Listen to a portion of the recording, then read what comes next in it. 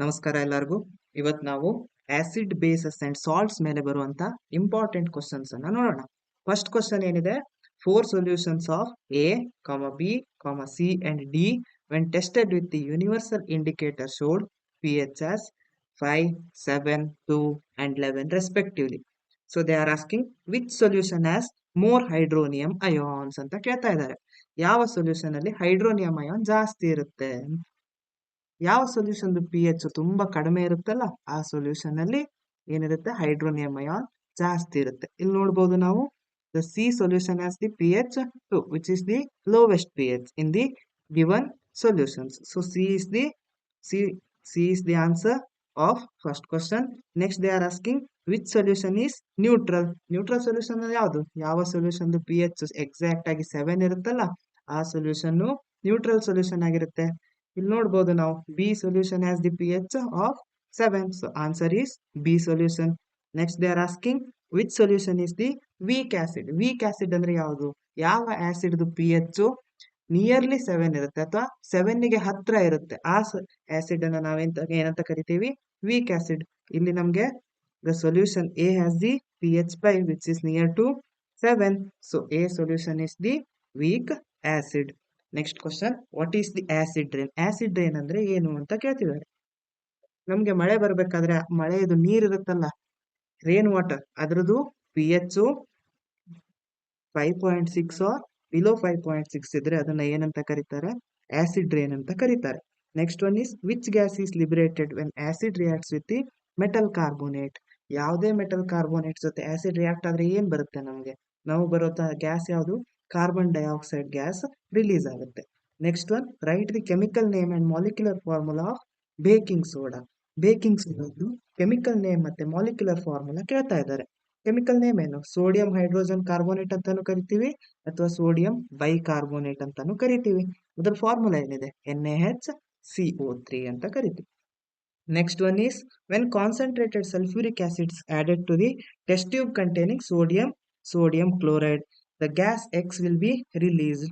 What are the ions formed when this gas is passed into water ಅಂತ ಕೇಳ್ತಾ ಇದ್ದಾರೆ. ಏನ್ ಮಾಡಿದ್ದಾರೆ? ಕಾನ್ಸಂಟ್ರೇಟೆಡ್ ಸಲ್ಫ್ಯೂರಿಕ್ ಆಸಿಡ್ ಅಥವಾ H2SO4 ಅನ್ನ ಸೋಡಿಯಂ ಕ್ಲೋರೈಡ್ ಗೆ ಹಾಕಿದ್ದಾರೆ. ಅವಾಗ ಒಂದು ಗ್ಯಾಸ್ ರಿಲೀಸ್ ಆಗ್ತಾ ಇದೆ. ಯಾವ ಗ್ಯಾಸ್ ಅದು?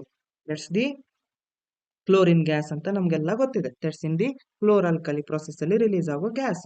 What are the ions formed when this gas is passed into water. ಈ ಗ್ಯಾಸ್ ಪಾಸ್ ಆಗಿರುವಂತ ಗ್ಯಾಸ್ ಅನ್ನ ಯಾವ್ದಕ್ಕೆ ಪಾಸ್ ಮಾಡ್ತಾ ಇದ್ದಾರೆ? ವಾಟರಿಗೆ ಪಾಸ್ ಮಾಡ್ತಾ ಇದ್ದಾರೆ. ಅವಾಗ ಏನ್ ರಿಲೀಸ್ ಆಗುತ್ತೆ? One will be hydrogen ion ಅಂತಾನು ಕನ್ಸಿಡರ್ ಮಾಡಬಹುದು ಅಥವಾ ಹೈಡ್ರೋನಿಯಂ ಅಯಾನ್ ಅಂತಾನು ಕನ್ಸಿಡರ್ ಮಾಡಬಹುದು. Next one is chloride ion release ಆಗುತ್ತೆ. Next, what are the products formed when the gas X is passed into the aqueous basic solution obtained in the chloralkali process. chloralkali process ಅಲ್ಲಿ ನಮಗೆ ಯಾವ basic solution ಸಿಗುತ್ತೆ? That's the NaOH. ಆ NaOH ಅಲ್ಲಿ ನಾವು release ಆಗಿರುವಂತ X gas ಅಥವಾ chlorine gas ಅನ್ನ ಪಾಸ್ ಮಾಡಿದ್ರೆ ನಮ್ಗೆ ಏನ್ ಸಿಗುತ್ತೆ? ನಮ್ಗೆ ಸೋಡಿಯಂ ಕ್ಲೋರೈಡ್ ಒಂದು ಸಿಗುತ್ತೆ and then water is released. Next question is a solution of baking soda is commonly applied to the area of honey bee sting area. Justify the action. ಯಾವ್ದಾದ್ರು ಹನಿ ಬೀ stung ನಮ್ಗೆ ಏನಾದ್ರೂ ಹನಿ ಬಿ ನಮ್ಗೆ byte ಮಾಡ್ತು ಅಥವಾ stung ಅನ್ನ release ಮಾಡ್ತು ಅಂದ್ರೆ ನಮ್ಗೆ ಏನಾಗುತ್ತೆ?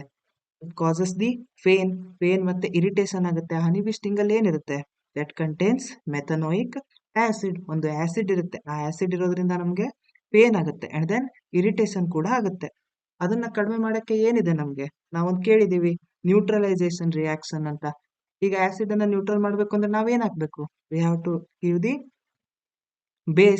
ಬೇಸ್ ಯಾವ್ದ್ರಲ್ಲಿದೆ? ಬೇಕಿಂಗ್ ಸೋಡಾದಲ್ಲಿ ಬೇಸ್ ಇರುತ್ತೆ. ಸೊ ಆ ಹನಿ ಬಿಂಗ್ ಬೈಟ್ ಮಾಡುವಂತ ಸ್ಟಂಗ್ ಏರಿಯಾದಲ್ಲಿ ನಾವ್ ಏನ್ ಮಾಡ್ತೀವಿ?